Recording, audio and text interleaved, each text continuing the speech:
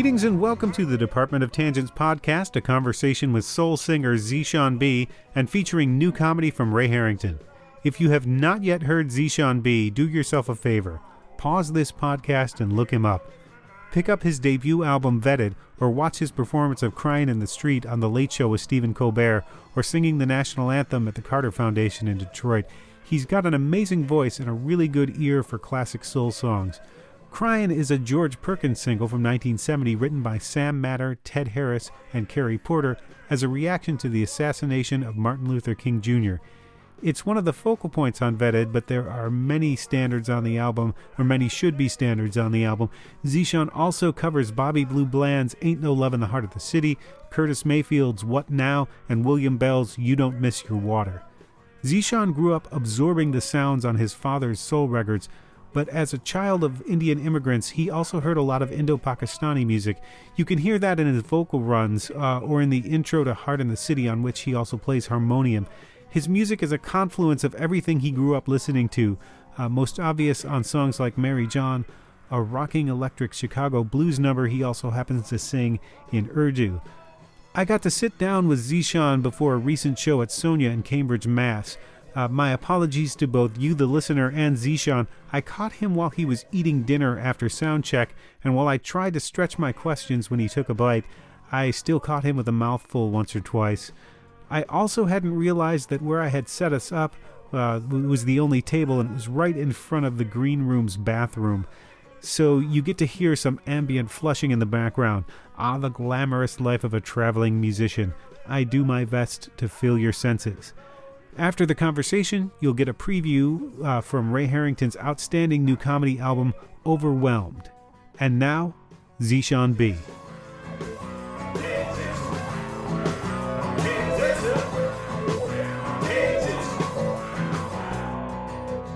It must be a little nuts right now, being on the road for you. Well, it's a privilege, you know.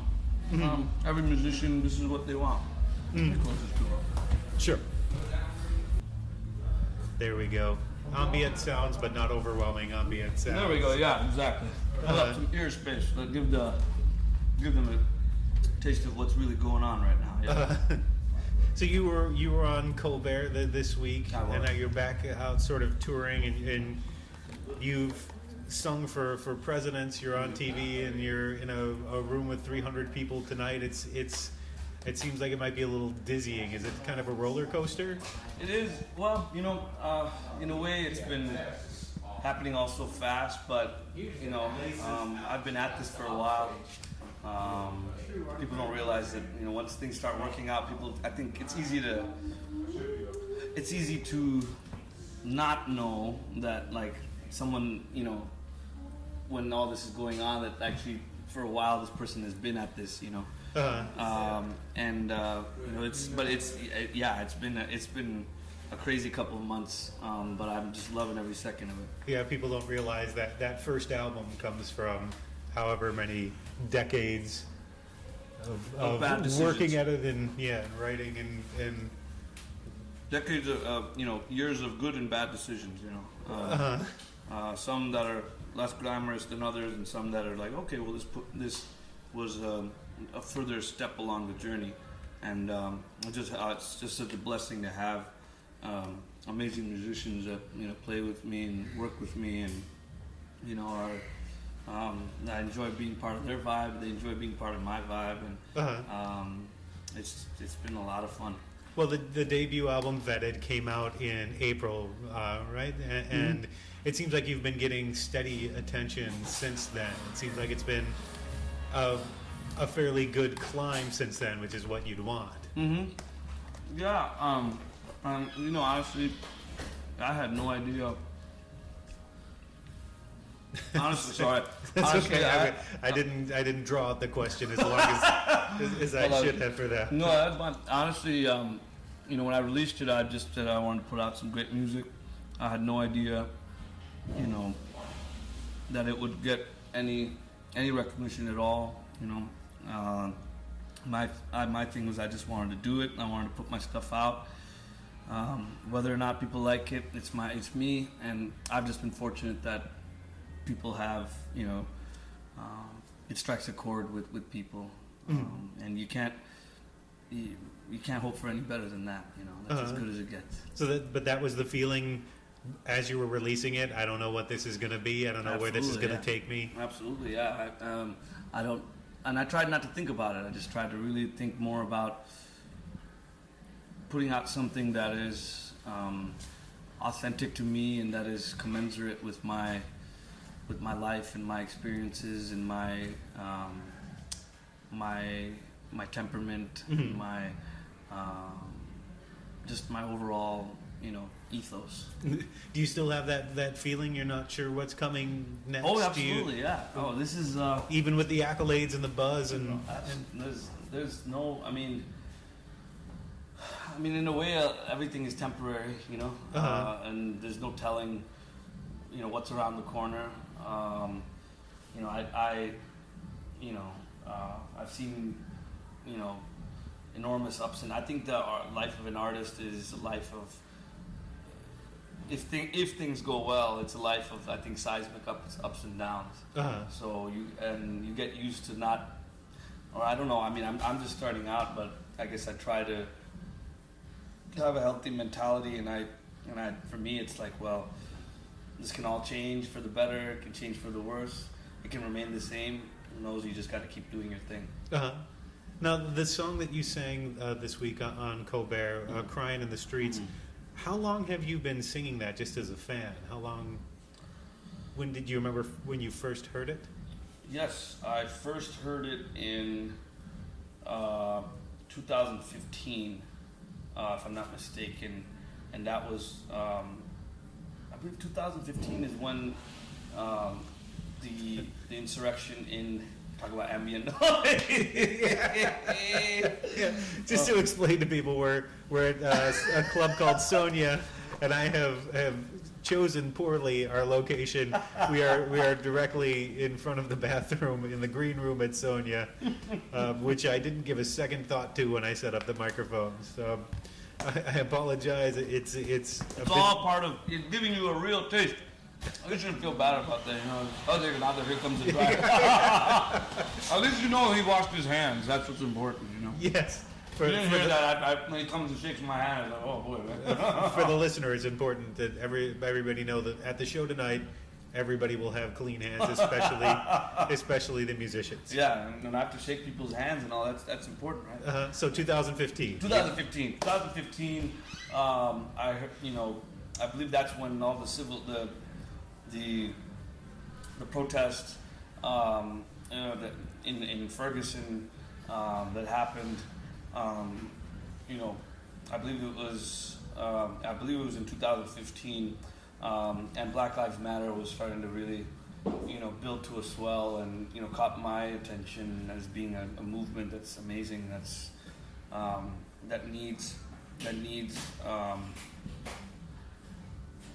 salient, that's necessary for America, that America really needed and continues to need, as African Americans, as Black people continue to get treated disproportionately bad in all sectors, and getting that later. But I was sort of the zeitgeist of that time, and somebody I knew, Sandra Bland, she was in my sort of group of friends in high school, and we sat next to each other. She was my best friend in high school, his prom date. So her and I sat together right next to each other. It was a really beautiful picture of her and I at the, I don't know, we probably ate at a Red Lobster or something. Something really glamorous, for high schoolers. But when she, died under those mysterious circumstances, and like I said, this whole the Black Lives Matter movement's going on, and it struck a personal chord with me. I mean, it's because I said, boy, that's somebody I knew. I'm not saying I was very close to her, but her and I stayed in touch on Facebook. But it was in your life. She was in my life. She's somebody I knew. She was Facebook friends with me. I was I knew what was going on in her life. She knew what was going on in mine. So it's, and so it's, and then I was planning this album and the songs that I wanted to put on the album, picking the repertoire, and I heard this one on YouTube, which is just a great, amazing place to find. I'm a soul junkie. I listen to all kinds of stuff. I like all the fixes, all the old stuff. Of course the old stuff, but I mean the well-known stuff like Stax and Motown, and but maybe some of the more obscure stuff. When the song was written in the wake of the assassination of Martin Luther King. That's correct. And what are you thinking when you sing that that song? What I'm thinking at that point is, and as the song marinated more with me, is that, this is, after 1968, black leaders are being killed. Malcolm X is gone. Dr. King is gone. Fred Hampton, I think the Chicago police, they killed him in 1969, right? So, but 68 was a very turbulent year. At least from what my parents and my family and everybody tells me about, and what I read in the history books and documentaries that I watch. It's a very turbulent time. Civil insurrection in major cities all across America. The Vietnam protests are growing to a swell. The Tet Offensive in Vietnam, reinforces the kind of the fact that we're not getting anywhere with this war. And the American people are a lot of the American people are starting to really mistrust, develop a certain mistrust towards the government and what they're being told, right? And so it's turbulent, and I just felt that but in 2015 and then 2016 with the election, there was a very turbulent time, and I felt like that song captured the zeitgeist of that time just as much as it captures the zeitgeist of today. And that's what you're thinking when you're singing it, when you're out there literally singing it. Of course. I see all the protests. I see the the case of Chicago, the video, the dash cam video of Laquan McDonald being killed by the Chicago police. I'm seeing the dash cam video of Sandy, getting out of her car, and not knowing that she was going to die. I see Dakota Access Pipeline, the protests and the demonstrations. I see what we saw in Charlottesville. I see all of that. And you feel compelled to remark upon it in the art in some way. Yes, just because I just think that to be an artist and not to be informed of the times that you're in, and not to, I feel like every great artist has spoken to, in some way or the other, whether it's literal or not. Perhaps I've done it literally, but I think that John Coltrane, for example, is capturing the zeitgeist of his time, the early '60s and mid '60s. I feel like he had his palm on the pulse of something that was going on in urban America, and that's there. Nina Simone. People who Curtis Mayfield. And some, like I said, were more subtle about it, and some were more literal. But I think that an artist their music must reflect what's going on around them. It can only be that way. Well, how do you channel it without just reacting to it? Because just a simple reaction might not be what's needed. It needs to be transcendent somehow. It's a good question. I guess I don't. Or does it? Would you agree with that? No, I agree with that. I totally agree with that. I guess I haven't really thought much about it. It's just all sort of comes so organically. I think I make it substantive by the I guess the diversity of the people who I work with, the guys that play for me. I've felt for a long time that I've seen, at least in my experience, that there are two minorities groups of minorities here in America, those that are actually privileged and those that the haves and the have-nots. You know, Mm-hmm. I think I come from a community of people that have largely had it quite well. Mm-hmm. I'm talking about immigrant Muslims, immigrant Indians, Pakistanis. They have access to all the good things in life Mm-hmm. for the most part. Whereas disenfranchised indigenous minorities like blacks, Hispanics, Native Americans, they've been shut out systematically from the access to healthcare, to jobs, to education, to Mhm. green space, whatever, to a higher standard of living that I think my people have had. And so I think that, you know, instead of reacting to it, for me, it's more about, well, you know, I feel that it's time for my people to ally and take up the struggle of those that have been much less fortunate than us, and those who have paved the way for us through their struggles. My father both my parents used to always say that, you know, if it weren't for what Malcolm X did and what Dr. King did and what Angela Davis did, you know, we wouldn't be here. You know, we wouldn't have had it so good. They wouldn't have accepted us. They made it easy for us to come here, and you know, and our struggles and our triumphs are predicated on their backbreaking work. You know, and historically that's true.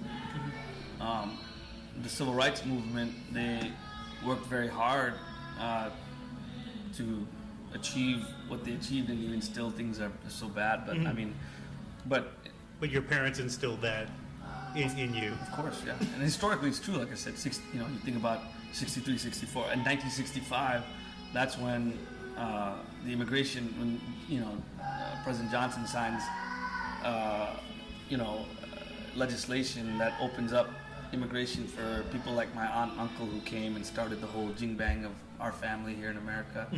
And they were the beneficiaries of that, and so was my family. And so people fought for our freedom, you know, and for our privilege. Where did music come in your upbringing? What did you latch on to first? I latched on to the infectious, you know, grooves of people like Bill Withers and Curtis Mayfield. You know, my mom and dad were listening to that stuff. I remember how much. I think the first experience where I ever felt like something going up my spine was hearing Bill Withers "Lean on Me." That bum, bum, bum, bum, bum, bum, bum. And my mom and dad would be listening to that, and my dad would snap along with it. You know, my mom, you know, while she was cooking, my dad, both of them cooked. Or, you know, after a long day, that's kind of how they would decompress. Or watch, you know, something on television, PBS. They would show concerts of B.B. King. You know. And your dad wrote about this as a He journalist. wrote about this, yeah. And you know, went to concerts. He covered concerts, kind of, you know, similar to what you're doing right now. You know, like, but in India. So. So you know, I was always around it, and that I was just, you know, around a family that loved it, and loved listening to it, and encouraged us to pursue it, to get hip to it, to listen to it, to, you know, my mom and dad more or less forced us to learn, to go to be in band, be in choir, be in orchestra, because for them it was like, well, we didn't have those opportunities back at home in India. You know, my father came from the deepest depths of, you know, despair and poverty in India, and so for us, it's just like, well, you know, living vicariously through your kids, that's a very immigrant experience. It's like you want something better than what we had. So, and they moved to Chicago, and then had you, and you have siblings? I do. I have two sisters. Yeah. Yeah. Are they also musically inclined? Yeah. My younger sister was first chair cello player. She sang in the musicals. My older sister played the viola. She sings. They're not crazy like me. They didn't say, "Oh, well, let's try to make a career of it." They, you know. My older sister went the more. She did she was a nice Indian girl. She became a doctor, you know. And my little sister is, you know, pursuing, you know, nonprofit sector, but she's done some amazing things. Mm-hmm. I shouldn't say, but she's done amazing things. She has done this, Right. but Is there a hierarchy when you go home? well, no, but I think that even my Freudian slip there is kind of indicative of how society views someone who's successful, as Mm-hmm. someone that's attained wealth or that has done well in the private sector or whatever, Mm-hmm. But anyway, the point is, we grew up around it. We were encouraged to do it, and I'm lucky that mom and dad listened to a lot of stuff, not just soul music and all, but also the Indian Pakistani soul music. I was going to ask about that. There are the two sides of it. There's obviously when you listen to the album, you hear a soul influence and you hear blues influence. That's sort of the center of it. But you also hear other sounds in there. Did you hear? What do you remember hearing a lot of Indian music and Pakistani music growing up? Was that how? What was the mix? I think 60-40. No, I don't know. It's I'd say it was a healthy dose of both. I mean, I think that one thing you see with immigrants, and that's part of the immigrant narrative, is nostalgia. Mm-hmm. The parents, they've left a lot behind, Mm-hmm. and they have started a completely new life. But that sometimes it brings moisture to the eyes in a good way to hear that tune that I remember when this came out. I remember watching the movie that had this tune, and I remember going to a club or whatever it was, or going to a concert, and this so that nostalgia, I think that also fed their desire to, anytime we went to India, they'd bring back cassettes and cassettes and later on CDs. Oh my God. Fancy. Or when we went to the, Devon Street on Sundays, which is an Indian neighborhood, Indian Pakistani neighborhood, and Jewish neighborhood in Chicago.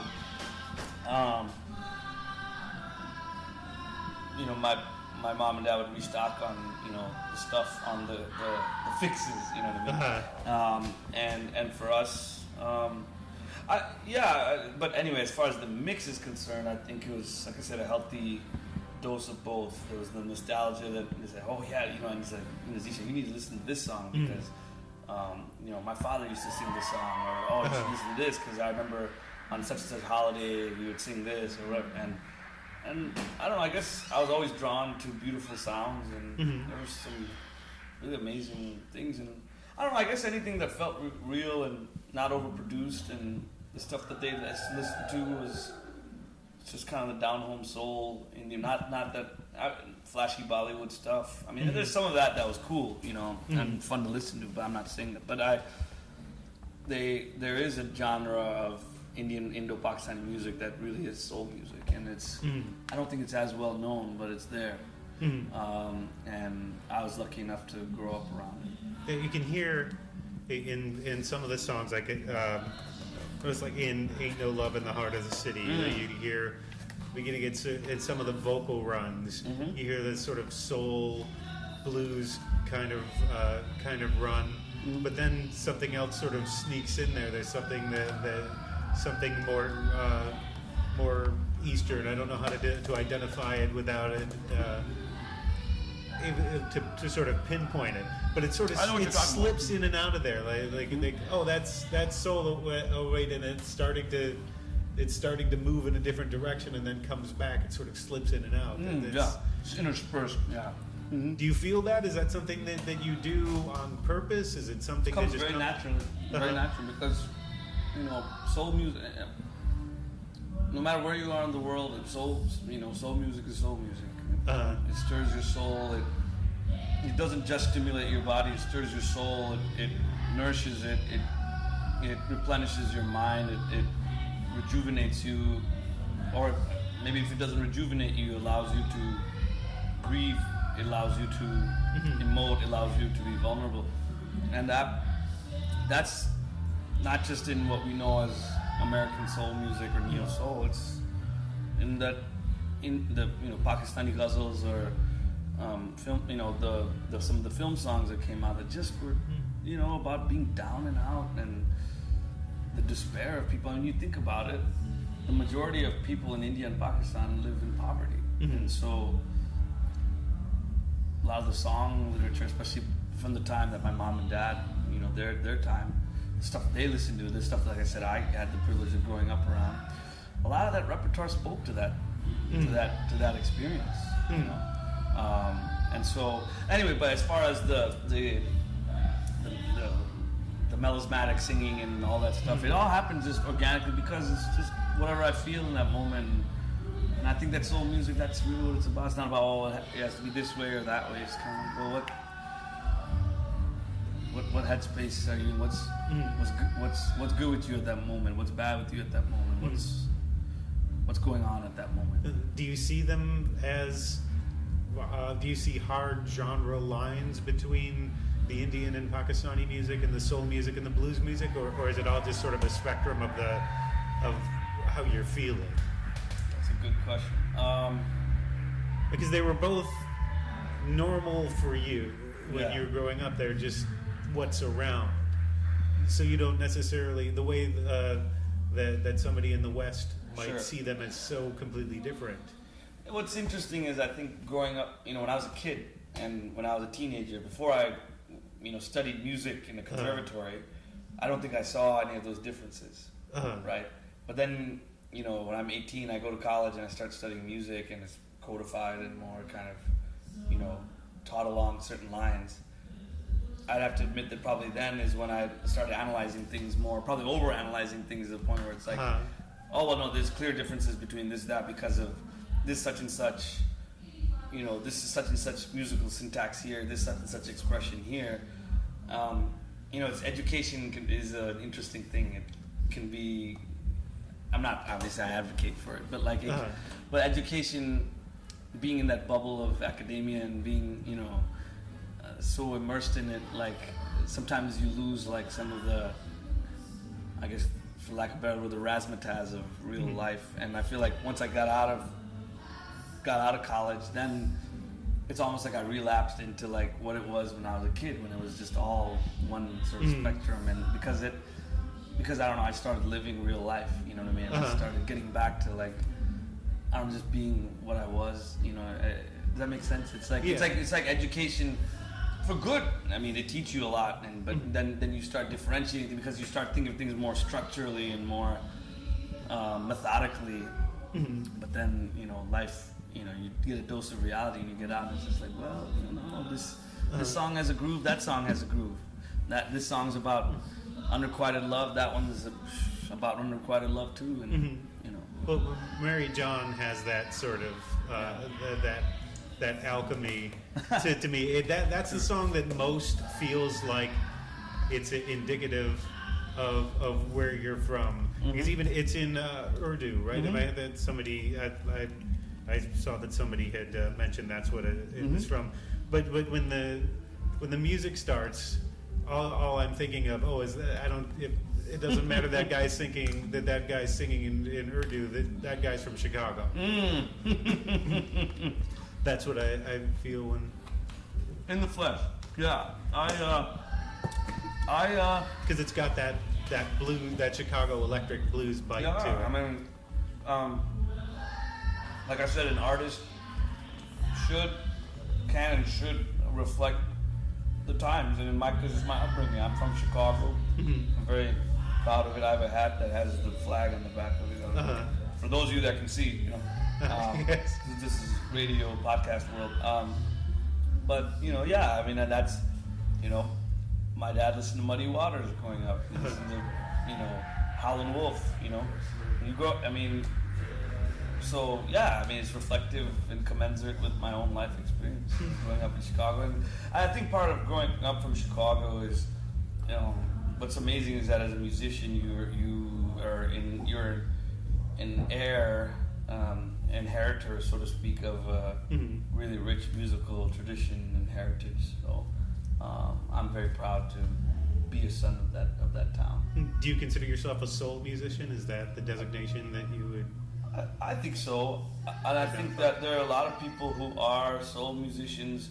I think of certain Pakistani singers who I grew up listening to, who I would classify them as soul musicians as well. Maybe a record label wouldn't do that, you know, because they have to, you know, that's where the structural stuff comes in and the commercial aspect of it comes in. But to me, on a visceral level, I feel like those singers are just as much soul singers as an Isaac Hayes is, or an Al Green, or you know, Bobby Womack. And you worked with some of the same guys on this album that played with them. Yeah. I've had some of the names. It's Lester Snell, the producer. Snell, yeah, he produced it, and he was, you know, he's a legendary Stax, you know, arranger, producer, musician. I mean, he was Isaac Hayes' right hand man, Al Green. You know, these are guys that have played on the greatest albums and the greatest hits from Stax. I mean, and these guys it was pretty daunting to have them play on my. Oh, jeez. I've got to wrap it up, and Sure. but I've got just a couple of more questions. I wanted to just ask about the harmonium as an instrument. How did you come to play that? It's really simple. I mean, you know, we made, you know, throughout the course of my life, I think I've been to India 8 or 9 times. My dad's entire family is still there. He's one of a litter of 12, and he has 11 siblings. So, you know, it's natural that we go to visit them. You know, and like I said, he left a lot behind. And like I said, so I've been there so many times. And when I was a kid, and I started learning music, I was in band and choir and orchestra and all that. You know, my mom saw one in the bazaar in Mumbai and said, you know, hey, I think you should, because I was learning piano. Actually, I was learning piano at that time too, and it was kind of a decision that I didn't think about it then, but that changed my life because, now, you know, from then I was like 11 years old, and now my harmonium was played on Colbert in front of 3 million Americans. You know, so I feel like a harmonium has kind of always been at my side for composing, for practicing, for shedding, as we call it. You know, so it's kind of awesome such a versatile instrument, and I feel like I've really been able to use it in many different ways that it normally isn't used. You know. And the last question, Yes. Is it too early to think of what's next? The album's only a few months old at this point, but... No, I mean, you know, I'm always thinking of what's next. Like I said, I don't get attached to anything in the here and now. I always, you know, just kind of, I mean, I enjoy the ride over, but I feel like it helps to be, I don't know, be thinking. For me, I'm a restless guy. I'm always okay, what's going on? And for me, I already am thinking of another album. I'd like to get in the studio in November or December. We'll see. And put out something new, you know, and put out something different. Well, thanks for taking the time to speak with me. I don't want to take it. I'm looking forward to hearing you tonight. Oh, well, my pleasure. Thank you for having me. Yeah. An arrow to the head isn't always a trick. Thanks again to Zeshan B for speaking with me, to his PR team for setting it up, and to Sonia for letting us record in the green room. The new album is vetted, and you can find out more about that, his tour dates, and Zeshan himself at zeshanbagawade.com. ZESHANBAGEWADI.com. And now, a new track from comedian Ray Harrington's upcoming album, Overwhelmed.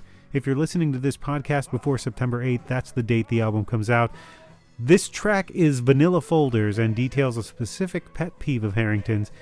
You don't have to watch what you say around Ray so much as you have to watch how you say it. Harrington is a smart, civilized comedian. If it's a comic's job to make the particular universal, Harrington is a hell of a translator. You should also check out his documentary, and make sure you pronounce that correctly, called Be a Man. It's Ray's search to define masculinity before his first child is born.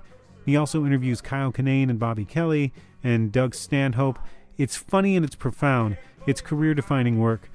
Look it up once you finish listening to this track. You can find out more about Ray at rayharringtoncomedy.com. The new album, Overwhelmed, is out September 8th. This is Vanilla Folders. I like getting to know you guys. That's a good time. See, as a comedian, my job is to talk at you. But my favorite thing to do is get to know the crowd and get to know the people here. That's my hobby. I'm a very good listener, because I'm doing most of the talking, but I am a very good listener. I like to listen because I hear the weirdest shit everywhere I go. I was at Staples a little while ago, and that's a lie. I'm lying to you right now. It was not a little while ago. It was about 1.5 years ago. But as a comedian, you have to say it happened recently, because the more recent something happened, the funnier it is, right? So I was at Staples earlier today, and I heard a woman in the aisle next to me yelling to somebody that works there, "Do you know where the vanilla folders are?" Vanilla folder? It's Manila, you soft-headed creature. What are you talking about? Vanilla folders? Are we eating folders now? Is that what we're doing? Yeah, the vanilla folders right down the aisle by the butterscotch tape. What are you talking about? This is not Willy Wonka's House of Pens. Language is a big thing for me. If you mispronounce a word, oh, it goes up my ass a mile. It drives me insane. It drives me insane. You could be a perfect stranger like the lady at Staples. You could be my best friend. I love my best friend. He was the best man at my wedding. He's a great guy. I hung up the phone on him mid-conversation a little while ago. It was earlier today. It was right before the show. And we were talking on the phone. He said, "Oh, I was on Netflix. I was just watching a documentary." Click throw. What? Documentary? I do not know what that is. I know what a documentary is. Right? I know what a documentarian is. They make or just eat documentaries. And...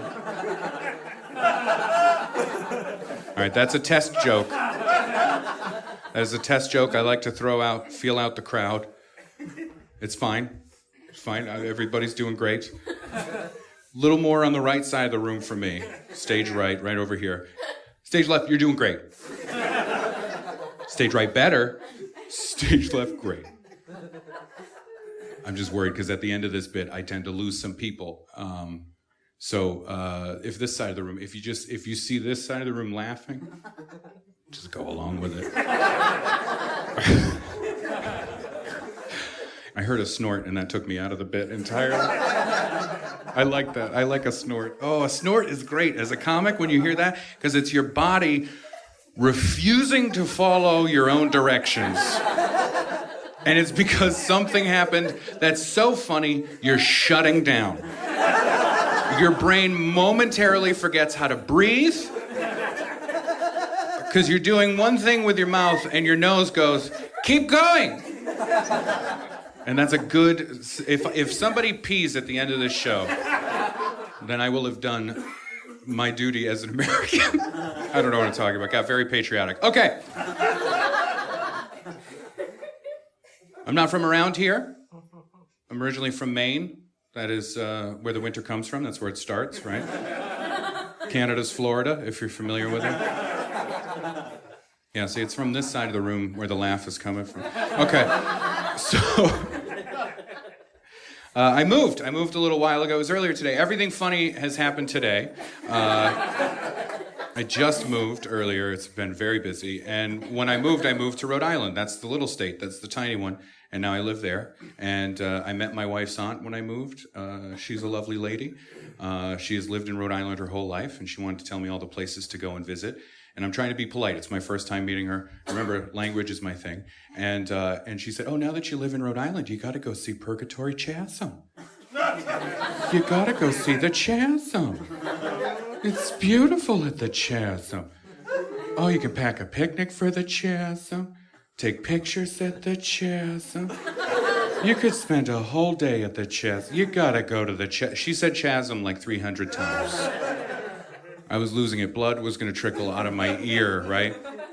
Finally, I said very politely, "I think it's chasm." The word that you're thinking of is chasm. It's not chasm, it's chasm. It's like a gulch, it's a chasm. And she said to me, very bitchy, "I think it's chasm. C-H, chasm." Really? Did you learn that in school? Yeah. So we don't go to her house for Christmas anymore. Can't go.